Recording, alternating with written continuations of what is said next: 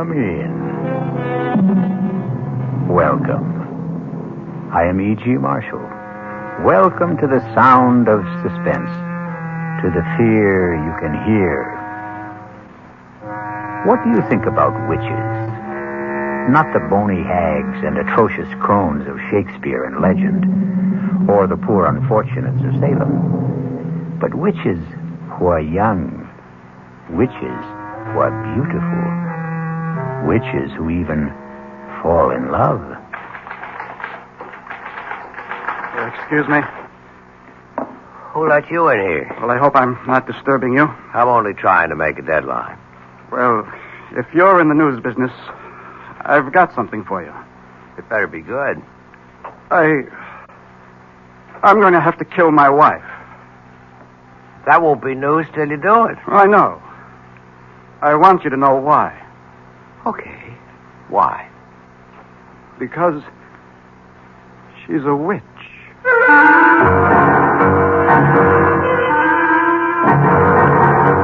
Our mystery drama, I Warn You 3 Times, was written especially for the Mystery Theater by Sam Dann and stars Joan Loring. It is sponsored in part by Anheuser-Busch Incorporated, brewers of Budweiser. I'll be back shortly with Act 1.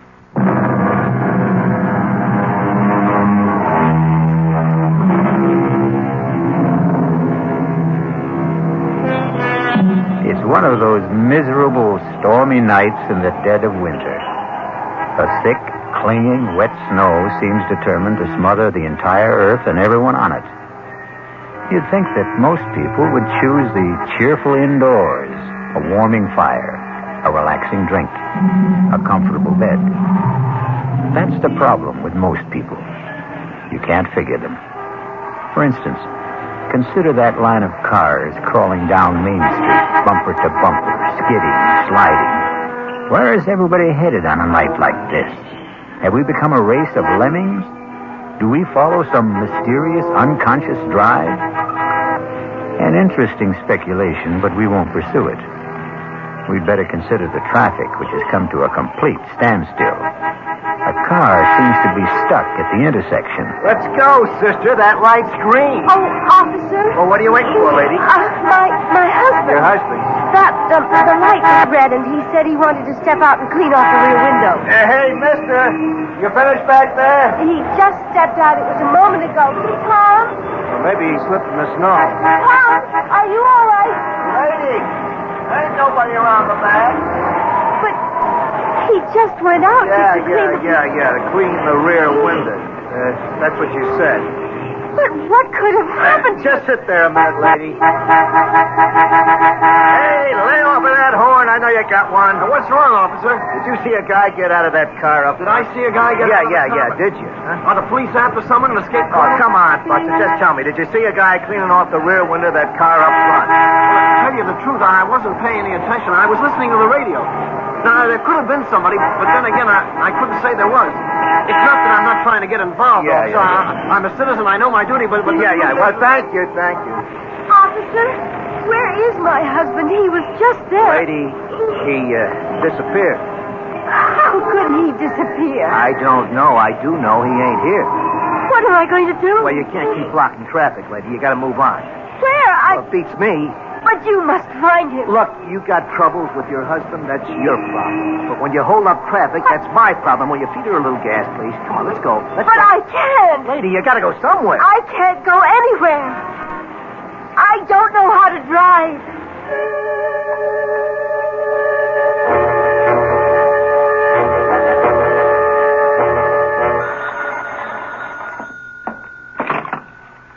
Desk, Lieutenant Carroll.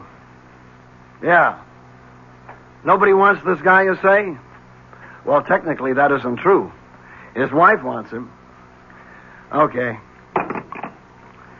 Well, look who's here. Lieutenant? You won't win any Pulitzer Prizes around this joint tonight, Peterson. I was hoping you might have a little bone to throw me. Page 1. I'll settle for 2 inches on the bottom of page 38. If you promise to remember 2 R's and 1 L. First name Irvin, not Irving. Lieutenant Irvin Carroll. We may have something shaping up. Huh. I don't know where it can go. Everywhere or nowhere. What have I got to lose? Sitting over there on the first bench.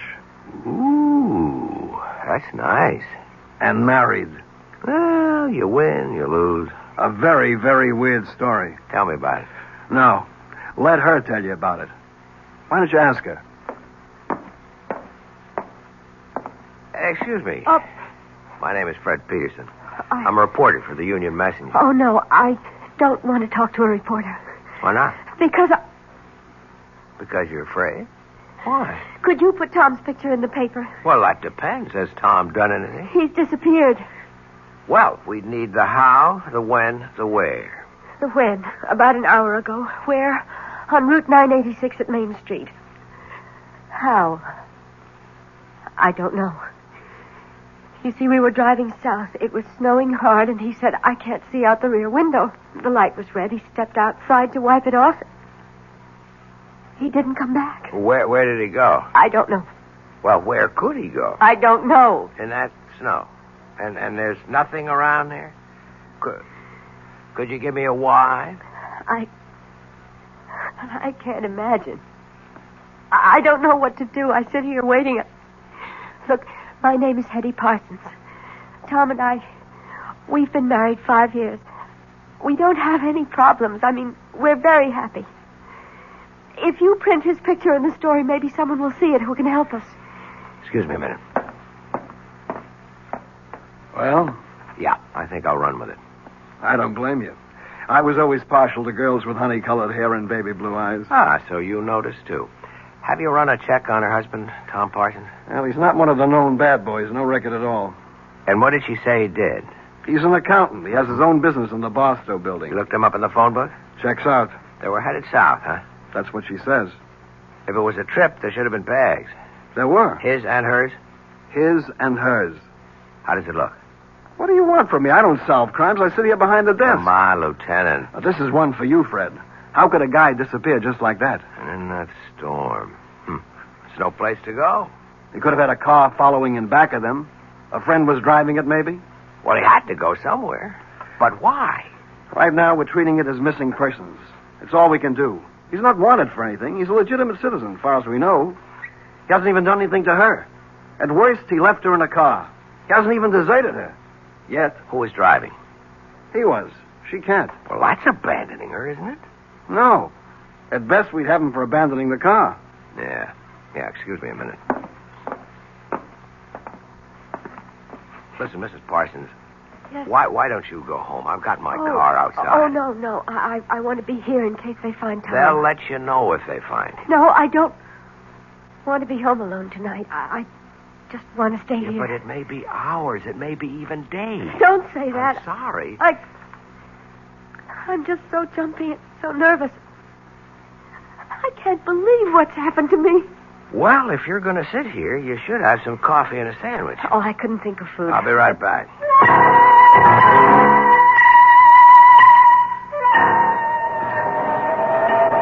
Hey there, Officer Dennis. Well, look who's here, the friendly reporter. Yeah, listen, that girl. Yeah, I was going to ask what girl, but I won't. Yeah, I want to start at the beginning. Oh, well, you know, Lieutenant Carroll's got 2 R's, but Patrolman Dennett's got 2 N's. Yeah. What did happen? Well, like she said, he went out to clean the rear window, and he was gone. Anybody see him? I checked the car and back, but who looks, who notices?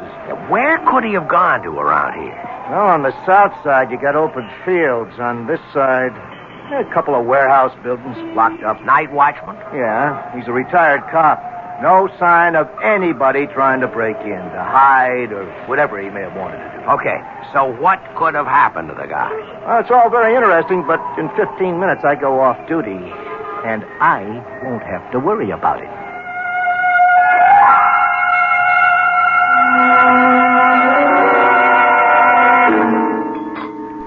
Oh, thanks. I didn't think I could touch a thing, but I must have been starving. Has there been any word? Yeah, you'll hear the minute they know. Now listen, Hetty, I can help you, but you have to help me. I'll do whatever I can. We have 2 basic roads to explore. 1, somebody was out to get your husband. Oh, no. No. Tom is the mildest, sweetest, most obliging guy on earth. He has absolutely no enemy. That you know about. Tom and I have no secrets from each other. Everybody has at least one enemy. Tom is incapable of hurting anyone in any way. He sounds too good to be true. If he does have a problem, that's it. All right. The second road to explore. He wasn't pushed, he jumped. What does that mean? It means he walked out on you. Oh, it's inconceivable. Why? I've had a liberal education tonight, Mr. Peterson. Call me Fred. No, not yet, or maybe never. I've been introduced to a new world. I've been thrown in with people who basically don't believe in anyone, don't trust anyone, and perhaps they have good cause. Perhaps that's how life is in their world. Perhaps their world is the real world, but it isn't my world. May I ask, do you come from another world? It's entirely possible. I won't call you Fred unless and until we become friends. But that's just a little thing. The policeman who brought me here is a confirmed cynic. So is the lieutenant. And so are you. I must plead guilty as charged. All of you proposed two basic hypotheses. A, my husband was ambushed by enemies. B, my husband abandoned me. You can't conceive of people who... they simply don't make or have enemies. You can't conceive of people who are completely in love. I'm not a fool, Mr. Peterson. I read these attitudes. What a wonderful world you live in, Mrs. Parsons. I hope you can stay there always. We're so dependent on each other, Tom and I. We need each other. We're so complete together. But we still have the basic fact of his disappearance. Yes, but all you can see are two alternatives. There is a third, you know. Really? Perhaps he was taken ill suddenly and he just wandered off. Oh, maybe I should go back there. I've already been back there. There's no place he could have wandered off to. Tell me, does he have a history of any sort of illness, amnesia, anything like that? No, nothing like that. Well, then, where are we? Nowhere. Perhaps you are nowhere, Mr. Peterson. Okay, tell me where you are. I have faith. I believe Tom will be found, or he will find himself, and he will have an absolutely reasonable and rational explanation. I hope so. Hetty! Oh, Hetty! Tom! Oh, Tom, darling. Tom, what happened to you? I was so scared. Oh, darling, you're all right? Hetty, are you all right? Yes. I don't understand. I happened to tune in the news, and there it was. Tom Parsons, accountant, with offices in the Barstow building, had disappeared under mysterious circumstances. Tom, I was so worried. Mr. Parsons was driving with his wife. He stepped out of the car to clean off the rear window and... Hetty, what did you tell them? I wasn't in the car with you. I was at home. Well, here we have the story of two people who love each other deeply, who trust each other completely. It sounds like the Garden of Eden. But we all know what happened back there in the traffic and the snow. We shall return shortly with Act Two.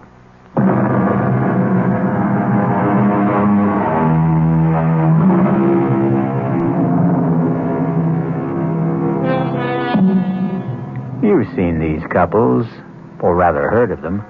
They dwell in a sea of perfect harmony, never a ripple of discord. But when they do have a disagreement, well, it's a beaut. Here we have Fred Peterson listening to Hetty and Tom Parsons having a fantastic difference of opinion. Tom, how can you say that? Hetty, darling, I was not in the car with you. I was home. Home. You said, let's get out of this miserable cold and snow. Let's head south for a couple of weeks. Hetty, when did I say that? How could I say that? You know I'm swamped with work at the office. You came home this afternoon, Tom. You said, how would you like to leave for Florida tonight? And I said, give me an hour to pack. Excuse me. Who's he? Oh, he's just... I'm just Fred Peterson of the Union Messenger. A reporter? Oh, please, don't be alarmed. I assure you it's a thoroughly respectable profession. Well, I see no point in emblazoning this all over the newspapers. Is there anything to emblazon, as you put it? This is a private affair. Tom, tell me what happened. What happened to you after you left me? Hetty, I told you I never left. Tom. How could I have left you? I wasn't with you. Oh, no, Tom. This time I have witnesses. The police officer, he knows you went out to clear the rear window. How does he know? Because he... Because you told him. Mr. Parsons, now, obviously your wife seems distraught. I would suggest... Keep your suggestions to yourself, Mr. Peterson. Don't you dare imply that I'm overwrought or nervous or hysterical. I am completely calm, extremely rational, and absolutely in command of myself. I know what happened this evening. Mr. Peterson, this is obviously a private matter between my wife and me, and nobody's business but ours. What did you mean, Mrs. Parsons, when you said that this time you had witnesses? Have there been other times when... Hetty, it doesn't do us any good to air this in public. All right, Tom. Take me home. Let me talk to that officer at the desk there. Find out if there's anything we have to do. Well? Well, what? Friend, husband, Tom. He didn't turn out to be quite as advertised. And what is that supposed to mean? He isn't quite the sweetest, mildest, most obliging guy on earth, is he? He is to me. I guess it's all a matter of how these words are defined, isn't it? And about this oh-so-complete understanding between the two of you. Won't you at least admit you're having a difference of opinion right now? I don't have to admit anything. Okay, don't shoot. I'll go quietly. Are you sure you really want me to go? Please. Regardless of what you say to me. You are in trouble. No, don't deny it. Well, what if I am? I'd like to help you. Why? Because... Would you want to help me if I were middle-aged and fat and sloppy and ugly? It isn't 10 minutes ago. You accused me of living in a world where no one trusted the next fellow or believed in him. You accused me of being a confirmed cynic. Is it possible you don't remember what you say from 1 minute to the next? I'm sorry. Don't be. There's a great deal to what you said. You're kind, but no one can help me. I could try. And no one should try either. Why not? It's too dangerous. That was the wrong thing to say to me. I'm warning you. You're only getting me in deeper. Please, For Fred. openers, my business is to take chances and get myself into... Hey, you know what happened? What? You called me Fred. Oh, I'm sorry. I shouldn't have. But you did, and that means we're friends. Look, I only You're want... the one who set up the ground rules for this thing. First names are for friends only. Please, forget what happened here tonight. I warn you. You've already warned me twice. It won't work. I can only warn you 3 times. Do you mean you keep score? Please don't joke, Fred. You keep saying the wrong word, or I should say the wrong name. The wrong name is Fred. You can't call me Fred and expect me to forget everything. I warn you. I warn you for the 3rd time. Forget all about tonight for your own sake, for your own safety. And after saying all that, you still expect me to forget about it. Tell my husband I'll wait for him outside in the car. Wait a minute, Hetty. I warned you, Fred. I warned you 3 times. Now, goodbye. Where's my wife? She said she'd meet you in the car. Mr. Peterson, if I were you, I'd forget everything that happened tonight. Is that a threat? No. A warning. That's all I've been getting around here, warnings. Well, for your own good, take them seriously. And if I don't? You'll regret it for the rest of your life, which may not be a long one. You still insist that you're not threatening me? I'm only trying to help you. Really? And why should you do that? Why? I don't know why. Maybe it's because the last guy tried to help me. What last guy? I didn't listen to him. The last guy? What do you mean? Nothing. Forget it. You know, with you and your wife, it seems, everything turns out to be nothing and forget I it. don't think it matters now. I have an idea it's already too late for you. I'm sorry. Good night, Mr. Peterson. Hey, Fred. Fred. Yeah, Lieutenant, I'm coming. Well? Well, what? There's nothing there for us boys in blue. What's in it for the 4th Estate? Looks like he's trying to drive her nuts. It could also be the other way around. I don't think so. Because of that honey-colored blonde hair? Lieutenant, you always know where the exposed nerve is. Just stop and figure it. Couldn't this also be her way of trying to drive him nuts? As a reporter, I would have to say yes. But, as a man? I don't know. Well, you got a problem, Fred. How you going to tackle it? As a reporter? Or as a man?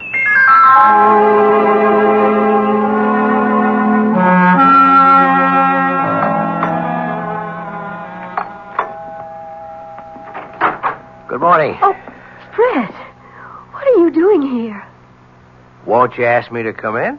Well, You could also offer me a cup of coffee. It's been a long drive on a cold morning. Oh, well, I suppose you might as well come inside. How gracious. I'm sorry. I'm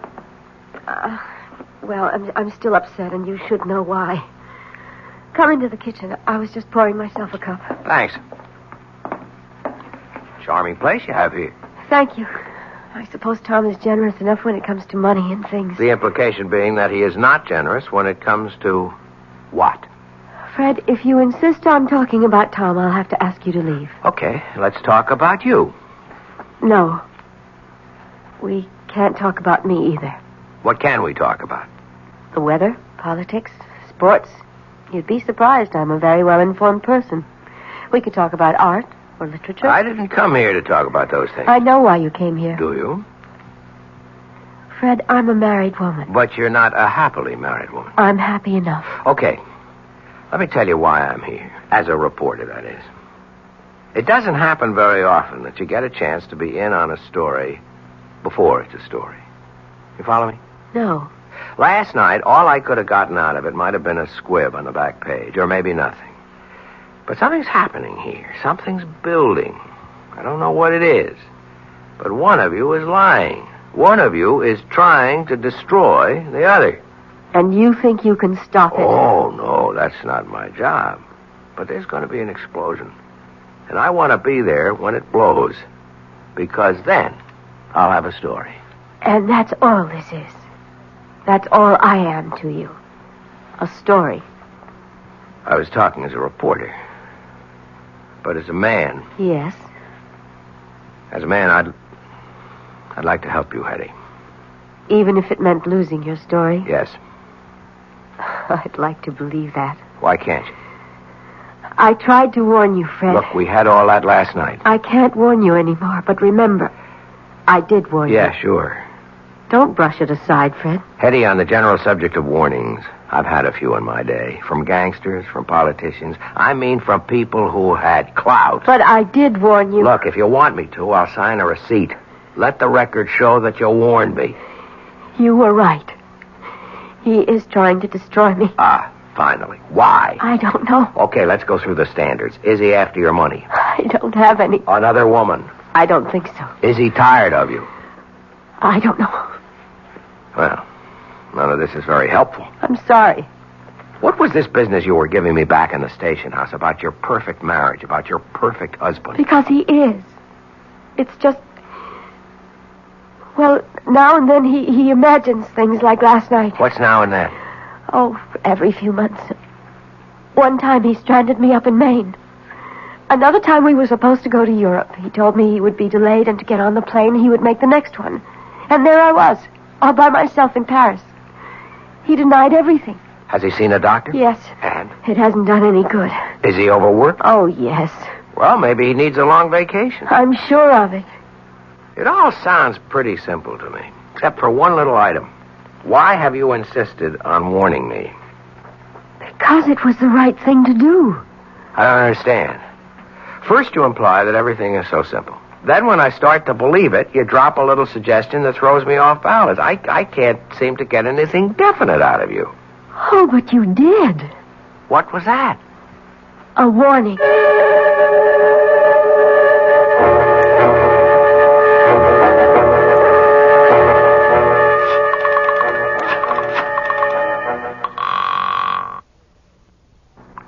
Lieutenant Carroll? Hey, Lieutenant. Yeah, how goes the Parson case? How did you know I was going to ask you about the That part? honey blonde hair. Does it really show that much? Pal, you are hooked. You know something? That's true. And she may even be playing me like a fish. So what can I do for you? Well, no crime has been committed yet, but you can bet there's one on the way. Well, till then, we're handcuffed around here. Sure, but you got all the facts.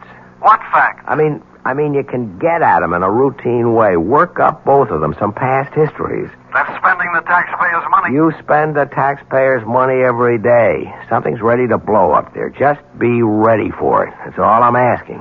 Actually, Fred, if you want the truth, we've already started. And? Keep in touch. Yeah? They said you're in this office. Well, look who's here. Tom the Piper's son. Come on in, son. Mr. Peterson, I've decided to tell you everything. Because I know you're in love with my wife. Oh, wait a minute. Now, there are all kinds of meaningless expressions. Wait a minute, see here, hold on, or a few. Let's dispense with them. You can't accuse me. I don't accuse you. I state a fact. Well, then let's be fair. I only met your wife last night. I admit she's attractive. I don't even know her. That's what I told him. That's what you told who? The last guy. The last guy she was married to. I wish I knew how to start this. Well, start at the beginning. Okay. I'm an accountant. You're a reporter. Both of us are men of the world. I mean this world. You live on facts. I live on figures. So how can I tell you? How can I expect you to believe me when I say that Hetty isn't a human being at all? She isn't? No. She's a witch.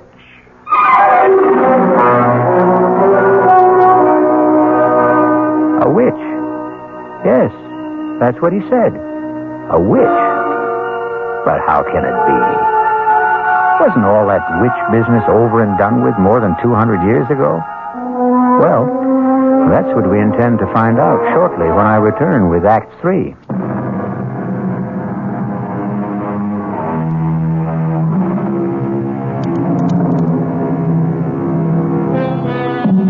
Tom Parsons and Fred Peterson sit in a newspaper office.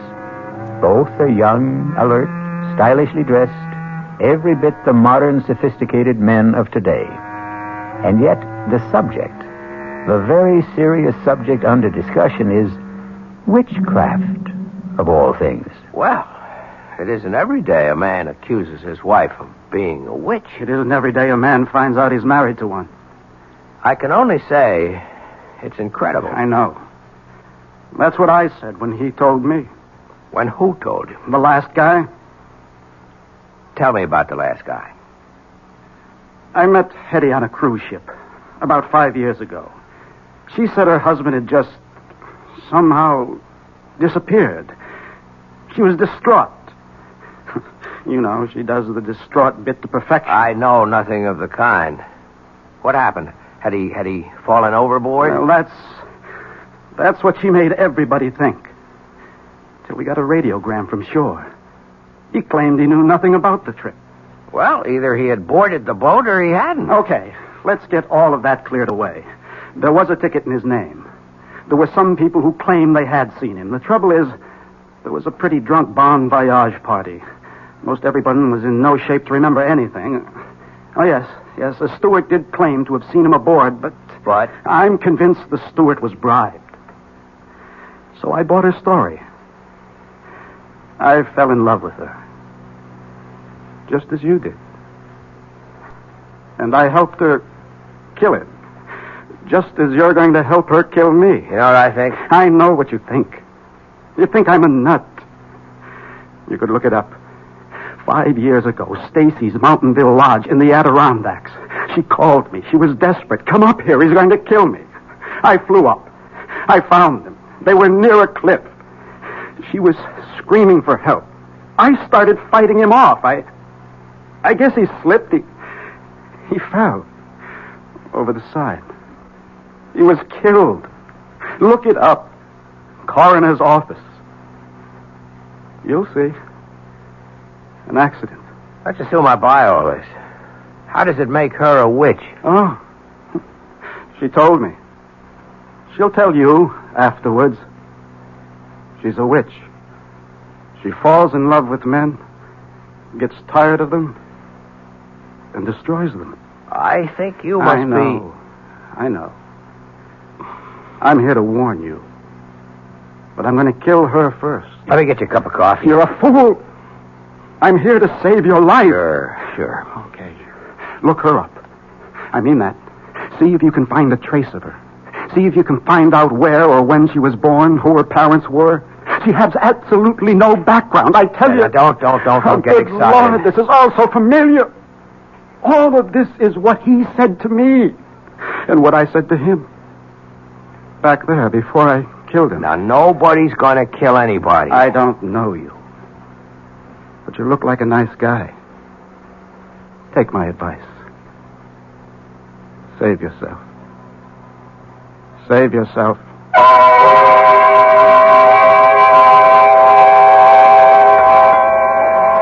I'm not sure I should be here with you tonight, Fred. Well, you wouldn't let me visit you at home. Oh, it just wouldn't look right. Yeah, but it's all on the level. I'm a newspaper man. It's business. I'm doing a story. I had a very proper upbringing. Where were you raised, Hetty? I'd rather not talk about it. Why? Well, I told you it was proper, but it wasn't happy. I shouldn't say this, but there were times when I thought my parents were ogres. Fred, is something wrong? No. Gee, I just hope I didn't spill anything on you. No. I didn't have a happy childhood. I don't like to discuss it. Here's something we should discuss. I spoke with Tom this morning. I think I know what he told you. So far out, I even hesitate to mention it, but obviously he believes it. I insisted that he see a psychiatrist. In fact, we both went. And it's the doctor's opinion that Tom is riddled with guilt. You see, he thinks he murdered Larry. Larry? My first husband. But Larry was a brute. I was very young, and we're really too young to know anything about people. Larry was a drunk. I didn't know that either. And when he had a few, he would abuse me. Well, I shouldn't have done it, but I was terrified. I called Tom, and he came up and got into a fight with Larry, and, well, there was that accident. But why should he get that far-out notion about you? According to the doctor, it had to be something... Well, something he could live with, something that could justify what he did, and he really has a vivid imagination. Strikes me as a very sober-minded person, aside He was from... a lit major at college. He became an accountant because he had to make a living. I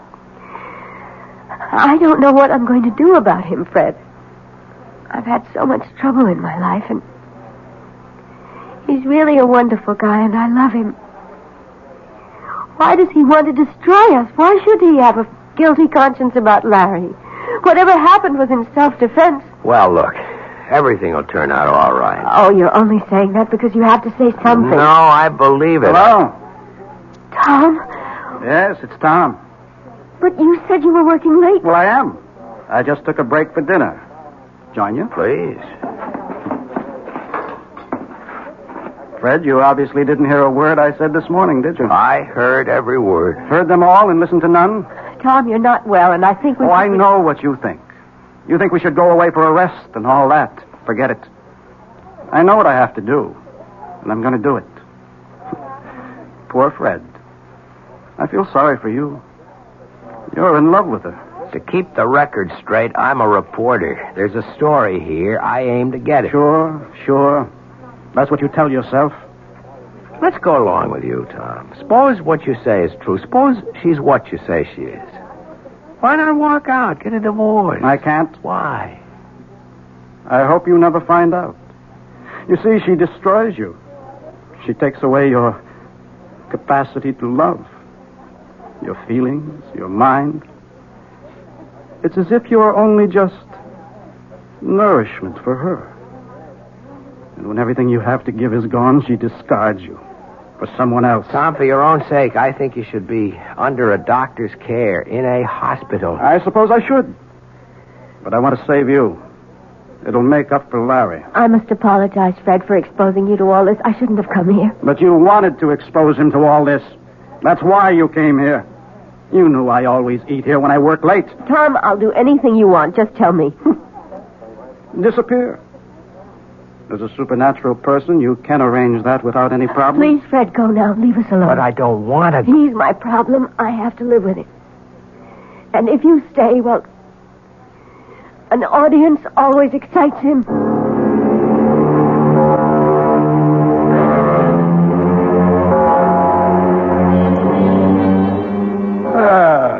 who finally showed up. What happened to that Nobel Prize for journalism you were working on? Lieutenant, there is no Nobel Prize for journalism. Oh, well, what happened anyhow? I got off it all. Couldn't make heads or tails. Well, we're still on it. As a matter of fact, information keeps pouring in all the time. On her? On him. Funny duck. He was always interested in spirits, that kind of thing. He wrote his master's thesis on something called demonology. Well, there's nothing there for me. As a man or a reporter? Both. You know, I've been married 10 years, and I've never been tempted. But if I could be, she could do it. Oh, that dame is something. I'm surprised at you, Lieutenant. But there's hope for you. If what you say about the husband is true, he winds up in the loony bin, and after a respectable interval, she could be yours. That's what's in your mind, right? You are the most cynical person I know. Come off it. We're two of a kind. I'd even wait for her myself. Lieutenant Carroll. Is Fred Peterson there, please? Hold on, I'll see. It's the girl you love. Cut it out. Okay, the girl we love. You hear? Yeah, I guess I'm here. Take it. Hello? Fred, I'm scared. What's the matter, Hetty? Don't ask any questions. Just come to my place. Quickly.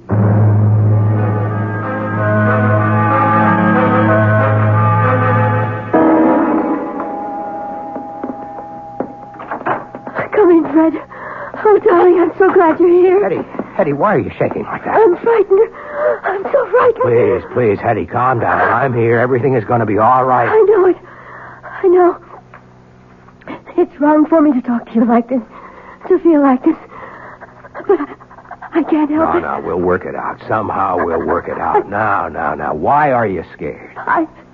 He asked me to take his suit to the cleaners this morning, and I found this in his pocket.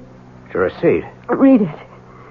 From Carrington's, one double-action Danforth Wilson revolver, caliber .32. He bought a gun. Don't you see? He bought a gun. All right. Why would he buy a gun if he didn't want to kill me? Well, I think we have enough to interest the police now. Are you sure about that? Tom? Well, answer the question, Fred. What do you expect from the police? I have a permit for this gun. I have every right to own it. Look, Tom, I get very nervous when people point guns at me. Maybe it's unreasonable, but do you mind putting that thing away? Well, I will. After I use it. No, Tom. Don't be a fool. You're not a killer. I always thought that. Till just now. Tom, listen. Let's say you're right, that she is a witch, okay? Don't you see? You couldn't kill her anyhow. You'd empty the gun at her. It wouldn't mean a thing. Fine. Why don't we find out? I won't let you. Get away from me, Fred. No. Come on, step aside. Behind me, Hetty. Behind me. Fred, Give me that gun. If you move, I'll kill you. Gun. Just lower it. Drop it. I'm going to kill her. No, drop it.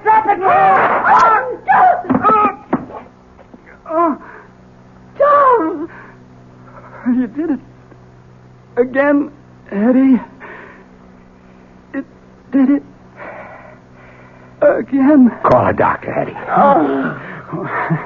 What for? You poor sucker. You think she's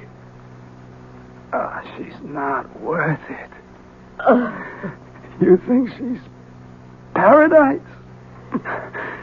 She is. She is. But it doesn't last. It doesn't last. And then she'll kill you.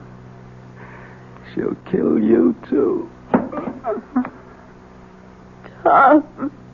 He's dead. Tom. You saw there was nothing I could do. I know. Better call the police.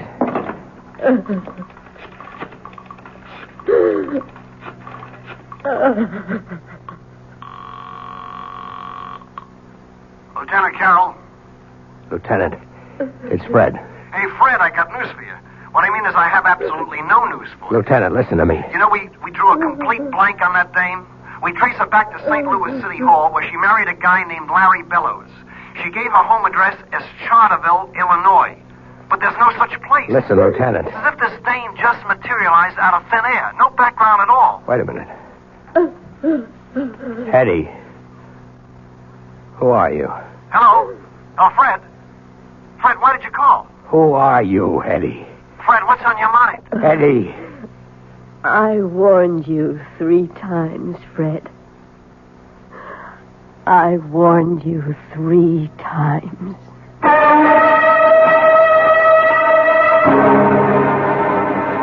And how many warnings would you have needed? Or heeded?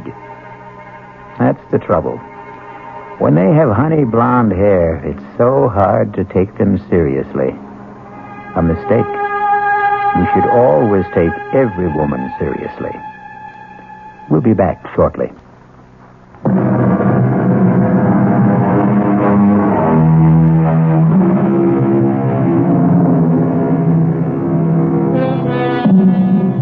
Are there really witches?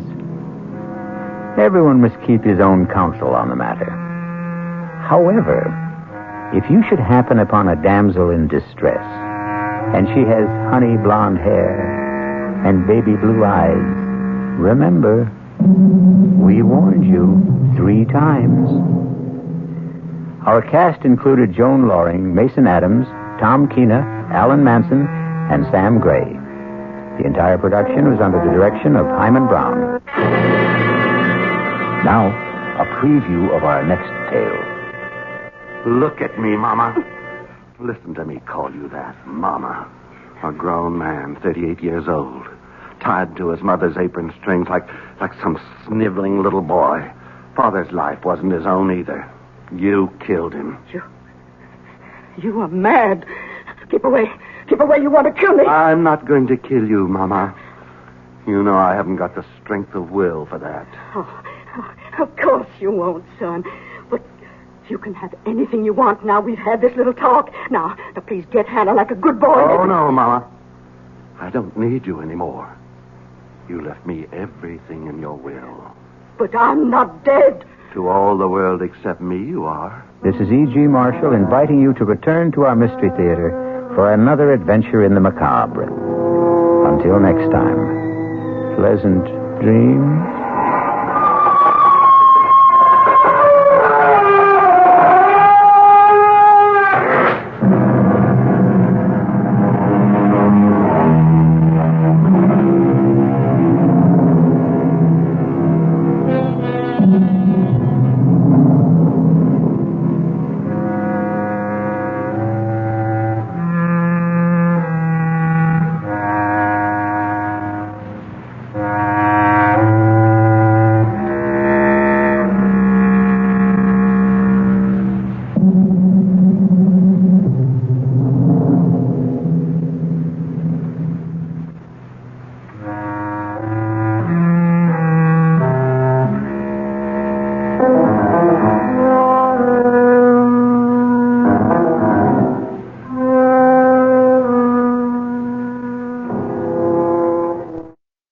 The preceding Mystery Theater program was furnished by the CBS Radio Network.